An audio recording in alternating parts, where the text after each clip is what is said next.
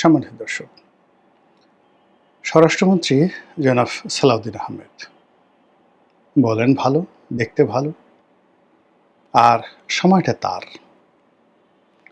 এই সময়টিতে বাংলাদেশে জনাব সালাউদ্দিন সাহেবের মতো এরকম আকর্ষণীয় ব্যক্তিত্ব, পুরুষ আর দ্বিতীয় জন নেই। পুরো সরকারের মধ্যে তার যে আলোকবর্তিকা, জাস্ট লাইক এ হ্যাজাক লাইট। বাকি সবাই মোমবাতি বা কেরোসিনের প্রদীপ, কিন্তু যেখানে সালাউদ্দিন সাহেব যান সঙ্গে সঙ্গে সেখানে হ্যাজাক লাইট জ্বলে ওঠে।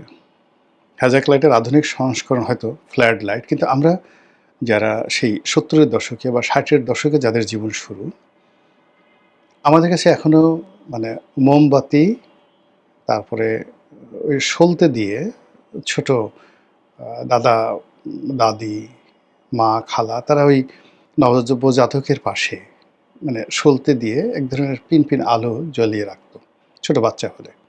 সারা সেটা জ্বলতো, সেটা সরিষার তেল দিয়ে এটা জ্বালানো থাকতো। এর কারণ হলো যে প্রায় বেশিরভাগ বাড়িতে মাটির ঘর ছিল। সেই মাটির ঘর মানে খোদাই করে শিয়াল ঘরের মধ্যে ঢুকে যেত। তারপরে ইঁদুর, তারপরে আরও জিনিসগুলো রয়েছে যেটুকুলোকে বলা হয় কি যেন ভাইতে বলা হয় আমাদের দেশে। তো এরা এসে এই বাচ্চাদেরকে কামড় দিত, ছোট ছোট নবজাতক বাচ্চাদেরকে কামড় দিত। তো এর থেকে বাঁচার জন্য বেশিরভাগ গরিব মানুষের বাড়িতে আসলে এমনি চকিও ছিল না, তারা ফ্লোরে ঘুমাতো।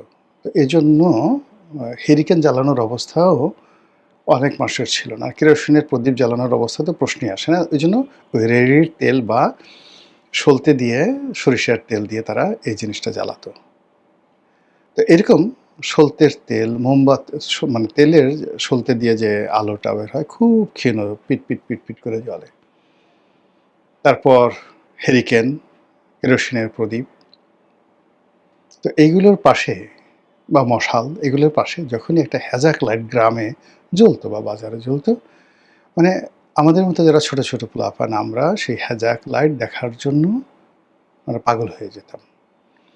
গ্রামের কোনো বিয়ে বাড়িতে যখন রাতে কোনো অনুষ্ঠান হতো, এরকম একটা বা দুটো হ্যাজাক লাইট ভাড়া করে আনা হতো, এবং আপনাকে দাওয়াত করুক বা না করুক শুধু হ্যাজাক লাইট দেখার জন্য সেই ছেলেরা, বুড়োরা ওই বাড়িতে গিয়ে হাজির হতো।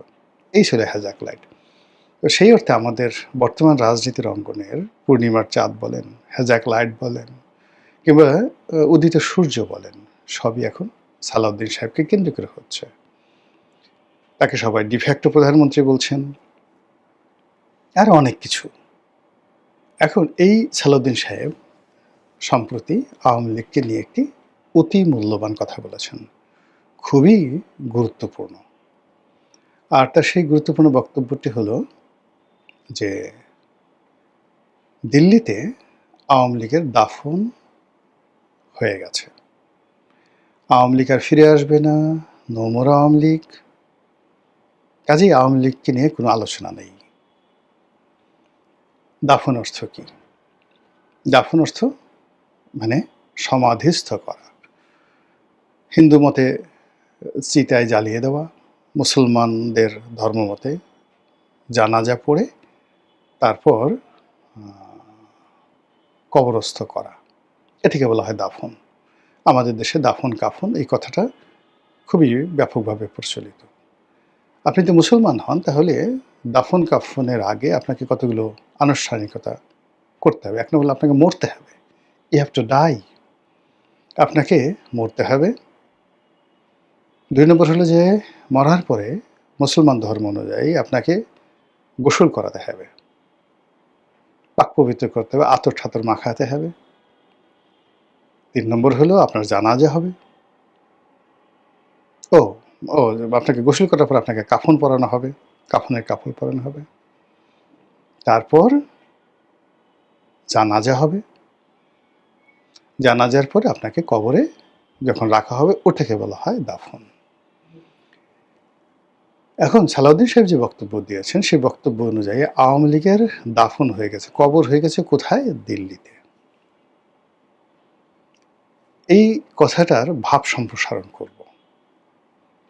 এখন ধরুন আওয়ামী লীগ তো একটা দল নয়, আওয়ামী লীগ কোনো ব্যক্তি নয়, আওয়ামী লীগ শেখ হাসিনা নয়, ইভেন আওয়ামী লীগ বঙ্গবন্ধু নয়। আওয়ামী লীগ হলো একটা বিশ্বাস,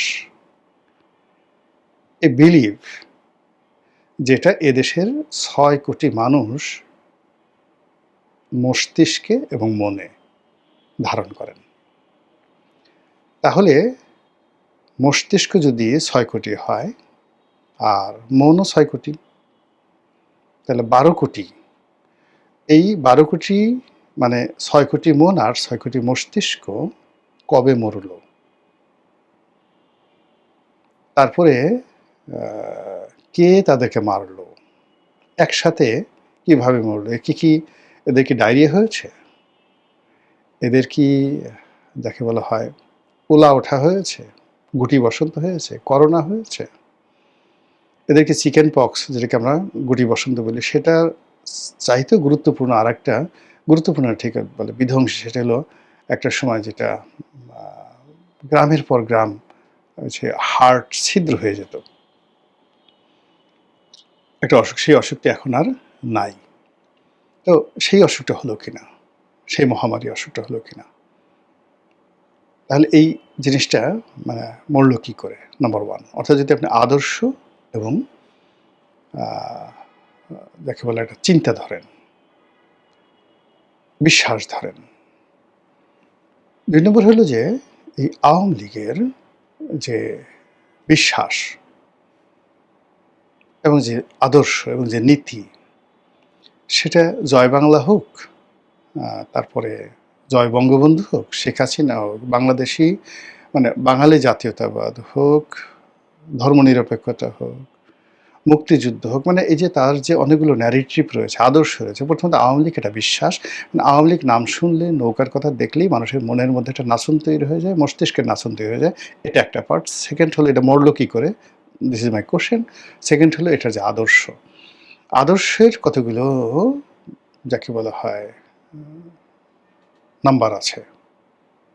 বললাম যে এটা যেমন মুক্তিযুদ্ধের আদর্শ, জাতীয়তাবাদের আদর্শ, রাজনৈতিক আদর্শ, তারা গরিব মানুষের রাজনীতি করে, মেহনতি মানুষের রাজনীতি করে, প্রান্তিক জনগোষ্ঠী মানুষ করে। এখন আপনি বাংলাদেশে ধরেন যত রিক্সাওয়ালা আছে, 90% রিক্সাওয়ালা আওয়ামী লীগ করে।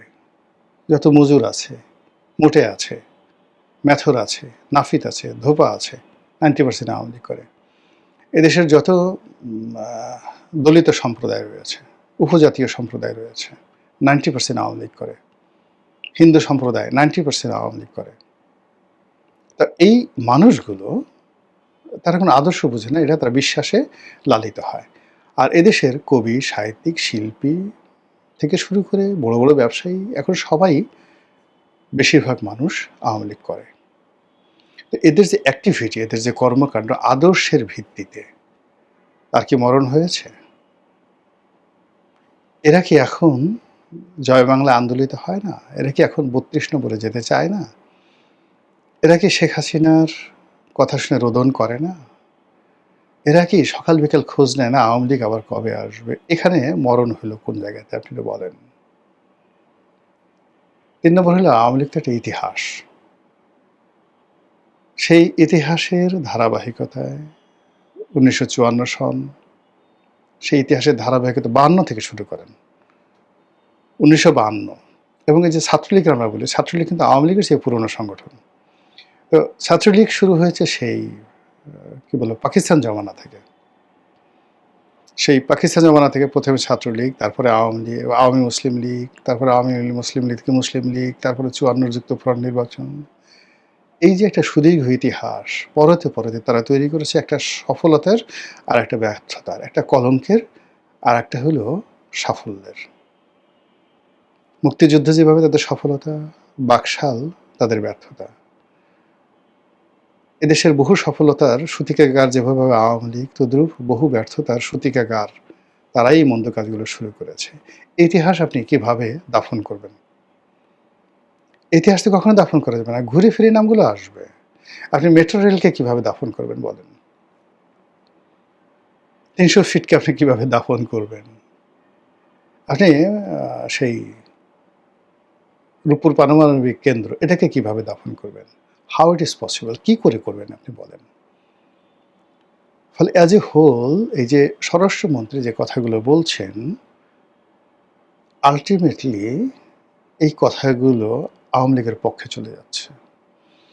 এই কথাগুলো বিএনপির পক্ষে চলে যাচ্ছে। এই কথাগুলো ভারতের পক্ষে চলে যাচ্ছে। এবং তিনি যত বেশি অ্যাকশন দেখাবেন, এই সমস্ত ব্যাপারে যত নেতিবাচক কথাবার্তা বলবেন, ততই তাকে সবাই সালাউদ্দিন বলবে, ততই তাকে সবাই শিলং সালাউদ্দিন বলবে, ততই তাকে সবাই ভারতের এজেন্ট বলবে এবং এটা তার কপাল খারাপ। তিনি বুদ্ধিমান মানুষ, সাহসী মানুষ, জীবনে সফলতা পেয়েছেন বহু ক্ষেত্রে। কাজেই এই সফলতার ক্ষেত্রে আমার কাছে মনে হচ্ছে যে তার দলের এই সেম কথাগুলো যদি আওয়ামী লীগের দাফন-কাফন হয়েছে, এটা যদি গয়েশ্বর বাবু বলতেন, সবচেয়ে কম সমালোচনা হতো। এ ধরনের কথা যদি মির্জা আব্বাস বলতেন, ইভেন মির্জা ফখরুল সাহেব বলতেন, তাহলে ওটার একটা ইফেক্ট থাকতো। কিন্তু সালাউদ্দিন সাহেব যদি এই কথাগুলো বলেন, কোনো অবস্থাতেই এটা বিএনপির জন্য, আমাদের রাজনীতির কারোর জন্য এটা ভালো ফলাফল বয়ে নিয়ে আনবে না বিএনপির জন্য। দ্বিতীয়ত হলো যে যখন আপনি আওয়ামী লীগের চ্যাপ্টারটি ক্লোজ করতে চাচ্ছেন, ধরুন আপনার কথা, সালাউদ্দিন সাহেবের কথা আমি বিশ্বাস করলাম। বিশ্বাস করে আওয়ামী লীগকে ভুলে গেলাম যে আওয়ামী লীগ এখানে নো মোর, আমাদের দরকার নেই। এখন আমাদের প্রধান প্রতিদ্বন্দ্বী নাহিদ ইসলাম, শেখ হাসিনার পরিবর্তে নাহিদ ইসলাম। প্রধান প্রতিদ্বন্দ্বী আসিফ মাহমুদ, সজীব ভুঁইয়া, হাসনাত আবদুল্লাহ, সার্জিস আলম এবং প্রধান রাজনৈতিক দল আগামীতে আমাদের ফাইট করতে হবে এনসিপির সঙ্গে এবং এনসিপি আগামীতে সরকার গঠন করবে। এটা অপশন। আওয়ামী লীগ থাকা মানেই তো বিপ্লবের শক্তি হিসেবে ১ নম্বরে চলে আসবে এনসিপি। আচ্ছা, দ্বিতীয় যে শক্তি সেটা আসবে কারা? জামাত। তো জামাত দ্বিতীয় শক্তি। জামাতকে আমরা প্রথম শক্তি আমি এখানে বললাম না। এর কারণ হলো যে আজকে যে বিষয়টি নিয়ে সবাই টানাটানি করছে। টানাটানি করছে বিপ্লব নিয়ে, জুলাই আগস্ট বিপ্লব নিয়ে। বিএনপি টানাটানি করছে, জামাত টানাটানি করছে, কিন্তু সবাই জানে যে এটা এনসিপির সম্পত্তি। তো কাজেই এই বিপ্লবটি যদি সফল হয়, আওয়ামী লীগ যদি আসলে কবরে চলে যায়, তাহলে এই বিপ্লবের ফলে তো চলে গেল। বিএনপি বা জামাত তো আসলে আওয়ামী লীগের একটা পশম স্পর্শ করতে পারেনি। সালাউদ্দিন সাহেব থেকে শুরু করে অন্যান্য যে সমস্ত লোক বড় বড় কথাবার্তা বলছেন, তারা তো আওয়ামী লীগের জমানায় একটা উফ শব্দ করতে পারেননি। আমি এই জমানাতে যে কজন লোক খুব স্ট্রেট ফরওয়ার্ড হইতে কথাবার্তা বলছেন, বয়সে ছোট কিন্তু নির্ভেজাল কথাবার্তা বলছেন, আমজনতা পার্টির সভাপতি জনাব তারেক রহমান, যিনি বর্তমান প্রধানমন্ত্রী তারেক রহমান সাহেবের ঘনিষ্ঠ বন্ধু। তাকে বাংলাদেশের দ্বিতীয় তারেক রহমান হিসেবে অভিহিত করা যেতে পারে। তো আমজনতা পার্টির সভাপতি জনাব তারেক রহমান বিভিন্ন টকশোতে গিয়ে যে কথাগুলো বলছেন, এটাই হলো রিয়ালিটি, এটাই হলো বাস্তবতা।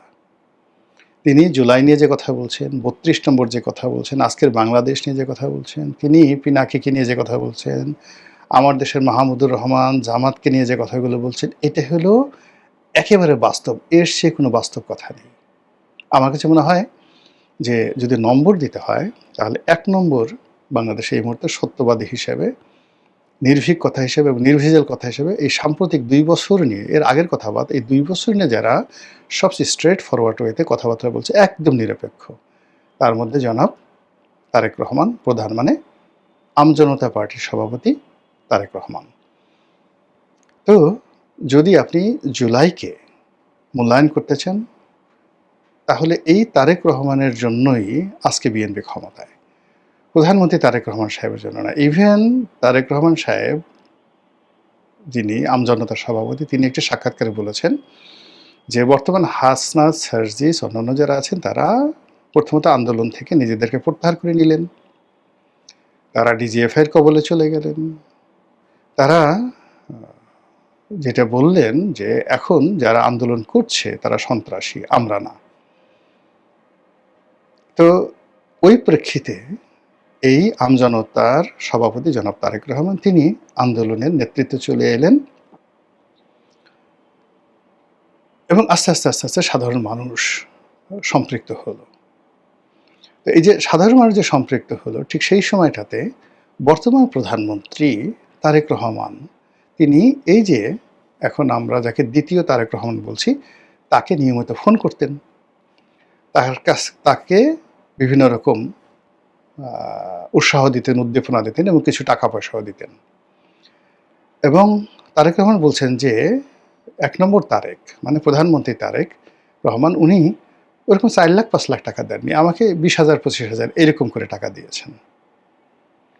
তো এই যে দেখুন, এখন আপনি যদি সালাউদ্দিন সাহেব এই মুহূর্তে যদি সেই জুলাইকে আপহোল্ড করতে চান, যে এই জুলাই সবকিছু যারা আমাকে ক্ষমতায় এনেছে, এই জুলাই সবকিছু যা শেখ হাসিনাকে কবর দিয়েছে, এই জুলাই সবকিছু দেখেন আওয়ামী লীগের দাফন কাফন সম্পন্ন করেছেন, তাহলে নেক্সট প্রধানমন্ত্রী হবেন বাংলাদেশের আম জনতা দলের প্রধান জনাব তারেক রহমান। বিকল্প তারেক রহমান সাহেবের যে প্রতিদ্বন্দ্বী তারেক রহমান সাহেব বলছেন যে আমি হলাম অরিজিনাল এই সময়টাতে, যারা এই সবাই যখন আন্দোলন থেকে চলে গেছে, সবাই যখন পিস টার্ন নিয়েছে, তখন আমি প্রথম এই বাঁশের লাঠি হাতে নিয়ে এই স্বাধীনতা ফিরিয়ে আনার জন্য, সার্বভৌমত্ব ফিরিয়ে আনার জন্য, দেশের মালিকানা ফিরিয়ে আনার জন্য সেই রামপুরাতে দাঁড়িয়েছিলাম। এটা সত্য কথা, ইতিহাসে সেগুলো দেখেন। তো তার সেই বিজয়টিকে পরবর্তীতে ডক্টর মোহাম্মদ ইউনূস, হাসনাত, সার্জিস এরা ছিনিয়ে নিয়েছে বলে তারেক রহমান সাহেব অভিযোগ করছেন। মানে তো সেই অভিযোগের ভিত্তিতে এখন বাংলাদেশে একটা পোলারাইজেশন হচ্ছে। দেখেন, আমি কিন্তু কখনো আমজনতা দলের তারেক রহমানকে নিয়ে এত ডিটেলস বলি না, কিন্তু ব্যাপার হলো যে তিনি এখন মিডিয়ায় হটকেক, তাকে সবাই গ্রহণ করছে। এমনকি সে ৩২ নম্বর ভেঙেছে, বঙ্গভবন ভাঙতে গেছে, সিপিবির অফিস ভাঙতে গেছে, কিন্তু এই কাজগুলো যে তার অন্যায় হয়েছে সে এখন স্বীকার করছে।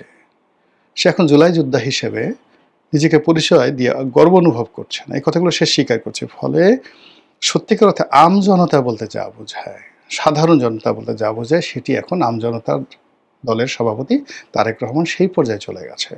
এখন আপনি তাকে আম তারেক বলে আর ঠাট্টা করতে পারবেন না। যেখানে দেশের প্রধানমন্ত্রী লন্ডনে থেকে তাকে নিয়মিত টেলিফোন করতেন, এই যে এখন তো ক্ষমতায় আছে, সে তো অস্বীকার করতে পারবে না। ফোন করে আবার মাত্র ১,০২০ টাকা দিতেন। উনি বলতেন যে উনি আমারে দিয়েছে ২০,০০০ টাকা, আর আমি নিজের আম বিক্রি করা টাকা দিয়ে ৩ লাখ ৪ লাখ টাকা দিয়ে এই আহত লোকদেরকে সাহায্য করেছি। বলেন তাহলে সেই জুলাই বিপ্লবের মূল মাস্টার মাইন্ড কে, সুবিধাভোগী কে? কাজেই এই জুলাইকে কেন্দ্র করে যদি আগামীতে পট পরিবর্তন হয়, নতুন কেউ ক্ষমতা আসে আদার দেন বিএনপি, তাহলে সালাউদ্দিন সাহেবরা আগামীতে যে পরাজিত হবেন